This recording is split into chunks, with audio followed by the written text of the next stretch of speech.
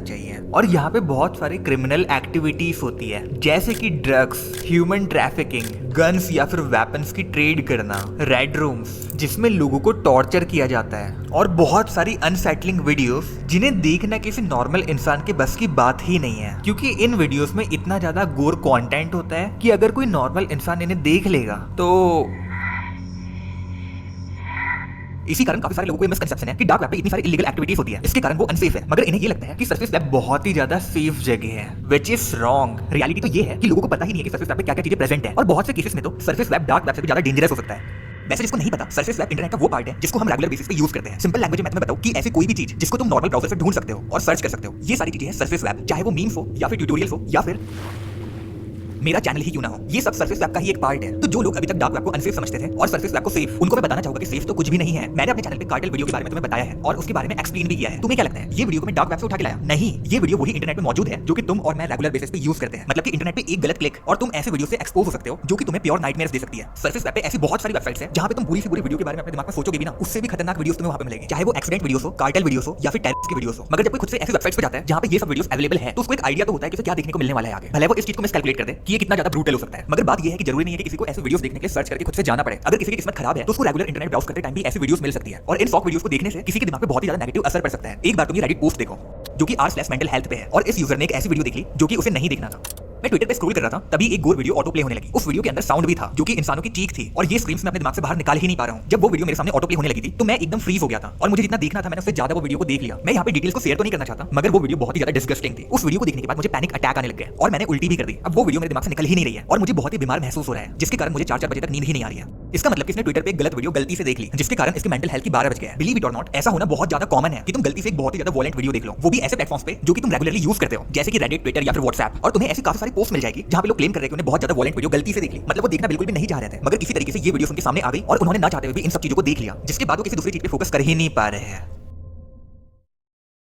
Internet पे ऐसी बहुत सारी कम्युनिटीज है जिन्हें एनिमल क्रुएलिटी देखने में मजा आता है। किसी एनिमल को तड़पाने पे इन्हें खुशी मिलती है, और ये ऐसे काफी सारे वीडियोस देखते हैं जिसमें किसी एनिमल के साथ बुरा किया जा रहा है। मतलब कि इस टाइप के कंटेंट की डिमांड है इंटरनेट पे, और जिस चीज की डिमांड है उस चीज की सप्लाई भी जरूर होगी। तुमने आज तक इंटरनेट पे काफी सारी एनिमल रेस्क्यू वीडियोस देखी होगी, मोस्टली पपीज और किटन्स की, जिसमें दिखाया जाता है कि कैसे ये एनिमल्स बहुत ही पुअर कंडीशन में है या फिर किसी डेंजर में फंसे हुए हैं। तो ये लोग वहां पे जाते हैं, उन एनिमल्स को बचाते हैं और ये सब करते हुए वीडियोस बनाते हैं, जिसको वो फिर किसी सोशल मीडिया प्लेटफॉर्म पे अपलोड करते हैं। और ऐसे वीडियोस बहुत ज्यादा वायरल जाती है। मगर किसी एनिमल को रेस्क्यू करने के लिए तो लक की जरूरत है ना। तुम कहोगे कि इसमें लक की कहाँ जरूरत है। मान लो कि तुम्हें एक एनिमल रेस्क्यू वीडियो बनानी है, मगर ये वीडियो बनाने के लिए तुम्हें तो एक एनिमल चाहिए, और ना सिर्फ एक एनिमल चाहिए, तुम्हें वो एनिमल डेंजर में भी चाहिए। तो तुम एक ऐसा एनिमल कैसे ढूंढोगे जिसे हेल्प की जरूरत है?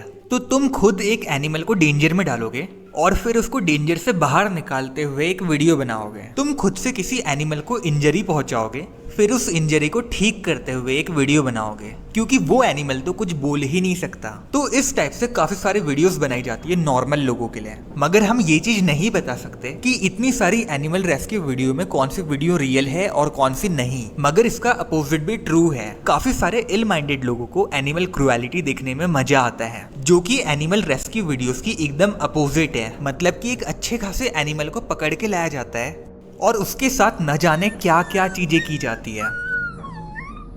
और इंटरनेट पे ऐसी काफी सारी कम्युनिटीज बन गई है जिन्हें ये सब देखने में मजा आता है, और ये सारी चीजें सरफेस वेब पे हो रही है। इसके कारण एनिमल्स को बहुत ज्यादा सफर कराया जाता है। अब जो अगली चीज मैं तुम्हें बताने वाला हूँ वो तो अभी के टाइम पे इंटरनेट पे बहुत ज्यादा पॉपुलर है, और वो चीज है एआई। तुमने अभी एक बहुत ही ज्यादा वायरल वीडियो देखी होगी जिसमें एआई का यूज करके सिर्फ कुछ ही क्लिक्स में 2 लोगों को किस करवा सकते हैं, और ये टूल एकदम ओपन है, मतलब कोई भी इसे यूज कर सकता है। मगर तुम कहोगे कि एआई जनरेटेड फोटोज और वीडियोस बहुत ही ज्यादा ऑब्वियस होती है, मतलब कोई भी इन्हें देख के बता देगा कि क्या चीज रियलिटी है और क्या चीज एआई है। मगर फैक्ट तो ये है कि हमारे पॉपुलेशन का एक बहुत बड़ा पार्ट इस डिफरेंस को स्पॉट नहीं कर पाएगा कि कौन सी चीज एआई है और कौन सी चीज नहीं। हम इस डिफरेंस को इसलिए स्पॉट कर पाते हैं क्योंकि हमने टेक्नोलॉजी के साथ काफी सारा टाइम स्पेंड किया हुआ है। मगर जैसे जैसे टेक्नोलॉजी और ज्यादा बेटर होते जा रही है, इवन हमारे जैसे लोगों के लिए भी ये बहुत ज्यादा हार्ड होते जा रहा है कि हम AI जनरेटेड कंटेंट को स्पॉट कर पाए। और मुझे तुम्हें ये बताने की जरूरत बिल्कुल भी नहीं है कि AI जनरेटेड कंटेंट से कितनी ज्यादा इविल चीजें की जा सकती है, मगर आई स्टिल नो कि तुम में से काफी सारे लोग इस चीज की सीरियसनेस को अभी भी समझ नहीं पा रहे हैं कि इस चीज के डेंजर्स क्या क्या हो सकते हैं। बात ये है ना, जब तक खुद पे या फिर किसी पहचान वाले पे कुछ चीज बीतती नहीं है ना, इस वीडियो को अभी के अभी देखना बंद कर दो। इस वीडियो को अभी के अभी देखना बंद कर दो। इस वीडियो को अभी के अभी देखना बंद कर दो। इस वीडियो को अभी के अभी देखना बंद कर दो।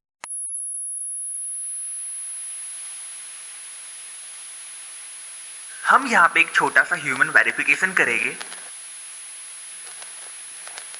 कितने इमेजेस में तुम्हें क्रॉस वॉक दिख रही है?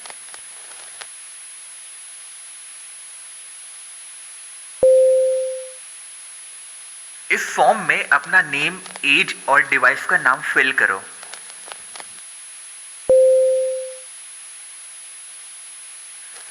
ये एक AI जनरेटेड वीडियो है।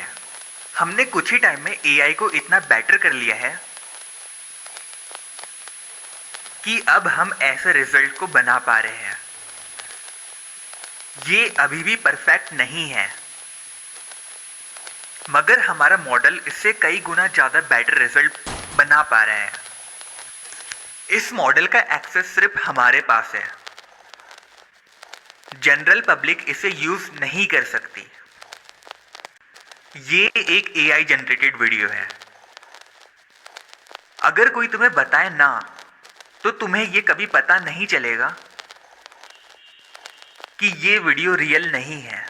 क्या तुम आंखों से देख के कोई भी ऐसी चीज बता सकते हो जिससे ये पता चले कि ये वीडियो AI जनरेटेड है? हमारे ह्यूमन वेरिफिकेशन सिस्टम में एक बग आया है, जिसके कारण हमें तुम्हारा वेरिफिकेशन फिर से करना पड़ेगा। स्क्रीन पे इंस्ट्रक्शन जैसे अपने डिवाइस को होल्ड करो।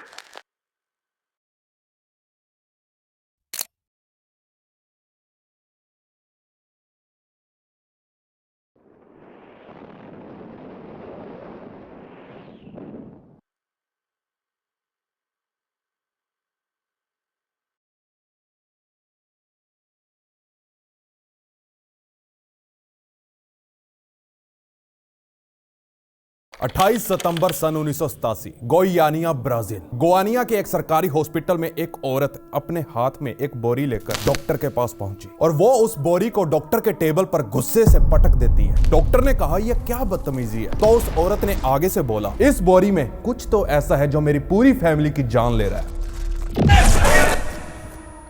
देखिए, अब डॉक्टर ने मन ही मन सोचा, लो आ गई एक और पागल। लेकिन उस डॉक्टर को कोई अंदाजा नहीं था जो उस बोरी में था। वो ना सिर्फ उस औरत के परिवार को मार रहा था, बल्कि वो पूरे शहर के लिए नर्क का दरवाजा खोलने जा रहा था। और अब वही नर्क का दरवाजा उसके डेस्क पर पड़ा हुआ था। आगे बढ़ने से पहले मैं आपको बता दूं, इस कहानी को दिल्ली में जो रेडिएशन फैला था, यानी उस कोबाल्ट 60 की वजह से, यहाँ ऐसी कोई भी बात नहीं होने वाली, क्योंकि इस इंसिडेंट का कोबाल्ट 60 से कोई लेना देना नहीं है। हाँ, लेकिन ये जरूर सच है, दिल्ली का इंसिडेंट इस केस के सामने चींटी के समान है। यह इंसिडेंट ना कि आपको अंदर से चूस लेगा, बल्कि 1-2 हफ्ते तक आप इस कहानी को सुन सदमे में चले जाओगे। क्योंकि आज हम बात करने जा रहे हैं दुनिया के सबसे खतरनाक और अनफॉरगेटेबल गोवानिया एक्सीडेंट की। सन 1985 गोवानिया के एक प्राइवेट रेडियोथेरेपी क्लिनिक को एक नई बिल्डिंग में शिफ्ट करना था और पुरानी वाली बिल्डिंग को तोड़ दिया जाना था। लेकिन लास्ट मिनट लीगल डिस्प्यूट की वजह से उस क्लिनिक को तोड़ा नहीं गया, जिससे कुछ मेडिकल इक्विपमेंट सालों तक वहां वैसे के वैसे ही पड़े रहे। समय बीतता गया और उस पुरानी बिल्डिंग की हालत खस्ता होती गई। एक दिन कुछ चोरों की नजर इस बिल्डिंग पर पड़ी। 10 सितंबर सन 1987 वैगनर प्रीरा और रोबर्टो अल्वेस नाम के 2 चोर उस पुरानी बिल्डिंग में घुसे। वहां उन्हें एक जैकपॉट हाथ लगा। देखने में वो एक बहुत ही महंगी मेडिकल डिवाइस लग रही थी, लेकिन उन चोरों को कोई अंदाजा नहीं था कि वो चीज आखिर थी क्या। उन दोनों ने उस मशीन को चुराने का फैसला लिया, लेकिन वो मशीन इतनी बड़ी और भारी थी कि वो उसे एक बार में उठाकर नहीं ले जा सकते थे। फिर उन 2 चोरों ने उस मशीन का सबसे महंगा दिखने वाला पार्ट उस डिवाइस से रिमूव किया। फिर वो दोनों उसे एल्वेस के घर ले गए। अब उन्होंने प्लान बनाया कि वो इस चुराए हुए पार्ट को डिसमेंटल करके स्क्रैप मार्केट में बेच देंगे। लेकिन वो कुछ करते इससे पहले वो बहुत ही बुरी तरह से बीमार पड़ गए। बुखार और डायरिया के लक्षण देख उन्हें लगा शायद उन्होंने कुछ गलत खा लिया होगा, पर अब जो उनके साथ होने वाला था शायद उसका अंदाजा उन्हें भी नहीं था। देखिए अब उस चोर वैगनर परेरा की हालत कुछ ज्यादा ही बिगड़ने लगी और उसकी एक हथेली में एक अजीब सा रैश हो गया, देखने में जलने के निशान जैसा लग रहा था। जब वो डॉक्टर के पास दिखाने गया तो डॉक्टर ने उसे कहा कि ये एक एलर्जिक रिएक्शन हो सकता है, कुछ दिन बेड रेस्ट करो, तुम ठीक हो जाओगे। वहीं दूसरी ओर दूसरा चोर यानी एल्विस उस डिवाइस को पूरी जद्दोजहद से डिसमेंटल करने को लगा हुआ था, लेकिन उस मशीनी पार्ट को खोलना कोई बच्चों का खेल नहीं था। 3 दिन की मेहनत और मशक्कत के बाद एल्विस उस मशीन के पार्ट को खोलने में सफल रहा। जैसा कि एल्विस को अंदाजा था, उसे उस मशीन से एक बहुत ही वैल्यूएबल स्क्रैप मेटल मिला, जैसे कि लेड। सबसे ज्यादा ध्यान उसका एक एल्यूमिनियम के सिलेंडर ने खींचा, जो कि उस डिवाइस के एकदम सेंटर में पड़ा हुआ था। उस सिलेंडर में एक ग्लास विंडो थी। एल्विस ने एक स्क्रू ड्राइवर से उस ग्लास को तोड़ा तो उसमें से चावल के दाने जैसी चीज मिली, जिसे टच करते ही वो पाउडर बन हवा में फैल गई। उसे कोई अंदाजा नहीं था वो पाउडर क्या चीज थी, पर आगे चलकर यही पाउडर गुआनिया सिटी की 70% इमारतें ताश के पत्तों की तरह गायब करने वाला था। आज की यह सच्ची कहानी किसी ज़ॉम्बी एपोकलिप्स की याद दिलाएगी। अगर आप इसे पूरा सुनते हो तो आखिर का पैराग्राफ सुन के आपका